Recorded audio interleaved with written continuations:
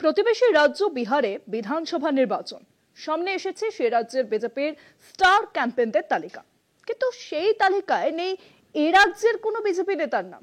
শ্রমিক, শুভেন্দু, দিলীপ, এমনকি নেই মিঠুন চক্রবর্তীর নাম পর্যন্ত। তারকা তালিকা থেকে কেন বাদ পড়লেন এ রাজ্যের নেতারা? চূড়ান্ত জল্পনা রাজনৈতিক মহলে। 6 এবং 11 নভেম্বর দু দফায় বিহারে বিধানসভা নির্বাচন, হাতে আর মাত্র কয়েকটাই দিন বেঁচে। এর মধ্যে প্রতিবেশী রাজ্যে প্রচারের জন্য 40 জনের তারকা প্রচারক বা স্টার ক্যাম্পেনারের তালিকা প্রকাশ করেছে বিজেপি।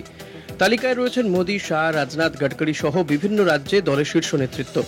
স্টার ক্যাম্পেনার তালিকায় রয়েছেন দেবেন্দ্র ফডনবিস, রেখা গুপ্তা, স্মৃতি ইরানি সহ বিহারের রূপলী পর্দার তারকা রবি কিষণ, নির্হুয়া প্রমুখ।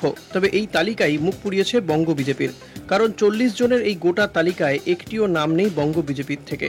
রাজ্যে বিরোধী দলনেতা, রাজ্য সভাপতি, 2 মন্ত্রী ছাড়াও প্রভাবশালী দিলীপ ঘোষ, নিশীথ প্রামাণিক, রূপা গঙ্গোপাধ্যায়, এমনকি মহাগুরু মিঠুন চক্রবর্তী কারোরই নামের দেখা মেলেনি বিহারের বিজেপি তারকা প্রচারক তালিকায়।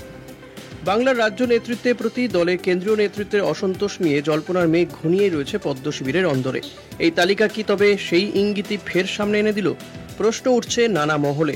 দলের অন্দরে বিভিন্ন লবি, দলীয় অন্তর্কলহ প্রকটভাবে সামনে আসা, শুভেন্দু এবং শুভেন্দু বিরোধী শিবির, দলে আদি এবং নব্য সদস্যদের মান অভিমান পালা সবকিছু নিয়েই দফায় দফায় দিল্লির কাছে রীতিমতো লেজে গোবরে হয়েছেন এ রাজ্যের বিজেপি নেতৃত্ব।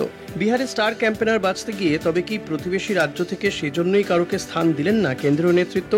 কারণ এর আগে অন্য রাজ্যে বিধানসভা ভোটে এ রাজ্য থেকে স্টার ক্যাম্পেনার হিসেবে অনেকেই প্রচারে গিয়েছেন।